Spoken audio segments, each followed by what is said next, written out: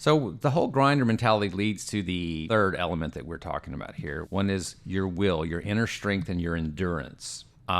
This is, I think, what separates the successful from the what we'll call the mediocre. Is successful people fail all the time, but they just keep going. That is true. They do not quit. And it's not mediocrity.